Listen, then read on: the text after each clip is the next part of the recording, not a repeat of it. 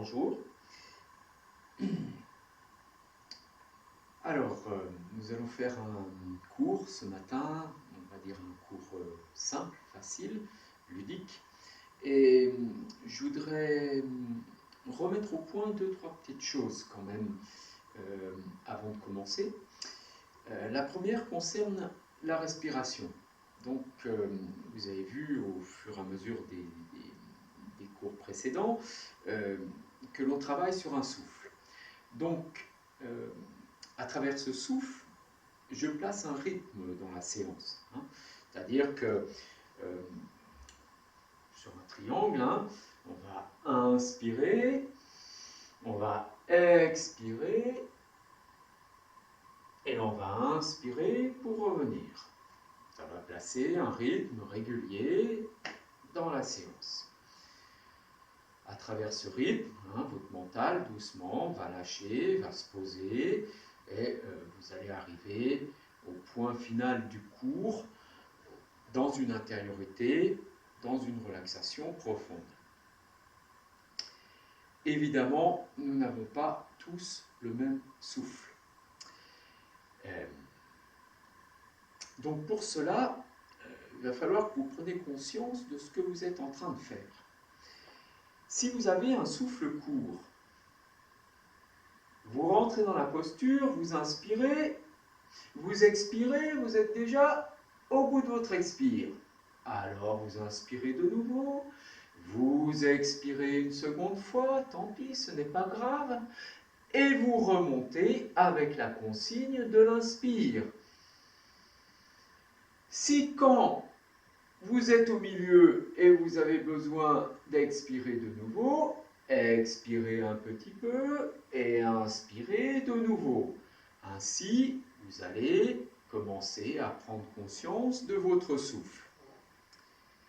Si vous êtes très avancé, alors vous allez dire, oui, la posture, elle est lente, etc., je m'ennuie.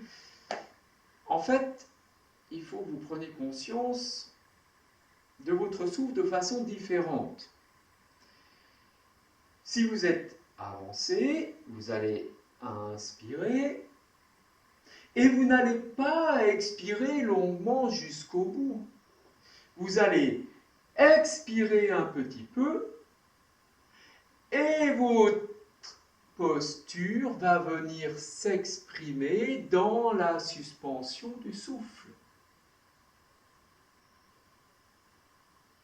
Et à l'inspire, vous allez inspirer un petit peu et votre posture va revenir dans la suspension du souffle. Et vous allez revenir. Et si vous placez ça, vous allez voir que c'est différent. Et vous allez prendre conscience d'autres choses. Et là, j'ai amené une notion avancée. Qu'est-ce que veut dire avancer? En yoga, on dit toujours il n'y a pas de niveau. L'important, c'est de prendre conscience de ce que l'on fait, de la manière dont notre corps travaille, notre corps physique, pour aller toucher les autres corps subtils, le corps du mental, le corps de la connaissance, etc. etc. On ne va pas rentrer là-dedans. Mais bon, voilà, vous êtes fait de plusieurs couches, c'est comme un oignon. Et la première couche, c'est Anamaya Kosha, c'est la couche du corps physique. Et on va commencer à travailler avec ce corps physique pour équilibrer nos énergies. Et après, et en même temps, même d'ailleurs, on travaille avec le corps du mental. Et ce corps du mental va doucement se lâcher pour atteindre une conscience, on va dire, plus purifiée, plus simple, moins soumise aux aléas de la vie, aux désirs, etc. Bref. Donc, pour moi, quelqu'un qui est avancé, ce n'est pas quelqu'un qui va faire une posture extrêmement difficile. Ça n'a rien à voir. Les artistes de cirque, ils savent très bien faire ça. Là, nous ne sommes pas en train de faire une école de cirque. Nous faisons une école de yoga. Pour moi, quelqu'un qui est avancé, c'est quelqu'un qui va prendre conscience de ce qu'il est en train de faire maintenant. C'est-à-dire la manière dont il va placer son corps. Par exemple, dans un triangle, il va vérifier que son pied arrière n'est pas tordu, qu'il va bien le mettre droit, qu'il va placer ses hanches comme il faut, qu'il va redresser son buste correctement et qu'il va sentir l'appui dans son bassin, l'étirement de la nuque, qu'il va placer sa posture de façon juste, en tout cas le plus juste possible, et qui va aller dans la posture, dans sa conscience du souffle, jusqu'à observer sa propre limitation. Qu'il soit là ou qu'il soit là, ça n'a absolument pas d'importance. Et ça ne veut pas dire que quelqu'un qui est là est plus avancé que quelqu'un qui est là. En yoga, en tout cas, dans ma compréhension des choses. Donc il va aller jusqu'à sa limite, il va laisser son souffle se suspendre, et il va revenir dans la conscience de son corps, du sommet de la tête jusqu'aux pieds. Voilà pour moi ce qu'est un élève avancé.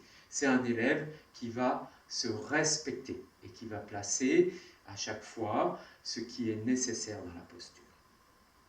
Ça ne veut pas dire qu'un élève ne peut pas se faire plaisir en allant toucher un peu sa limite, genre ça fait mal, il y a des tensions un peu difficiles dans les jambes, qu'est-ce que je fais maintenant? Je vais essayer de me détendre, je vais essayer de respirer ou de suspendre le souffle. Je peux peut-être, quand le souffle se suspend, aller un petit peu plus vers l'avant. Et à l'inspire, revenir dans cette conscience. Donc là, dans ce cas-là, on est allé toucher un peu nos limitations.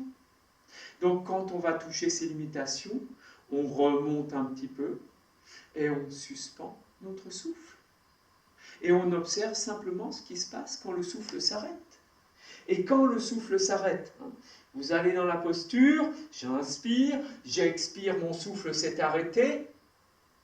D'un seul coup, on va s'apercevoir qu'il y a un étirement qui va faire que le corps va aller un peu plus loin, sans force, sans tension.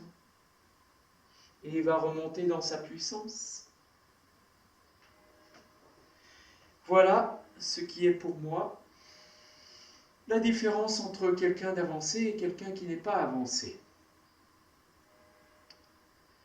Le danger, quand on ne se respecte pas, c'est de vouloir à tout prix aller dans la posture, c'est-à-dire, oui, je suis trop fort, ça s'appelle l'ego.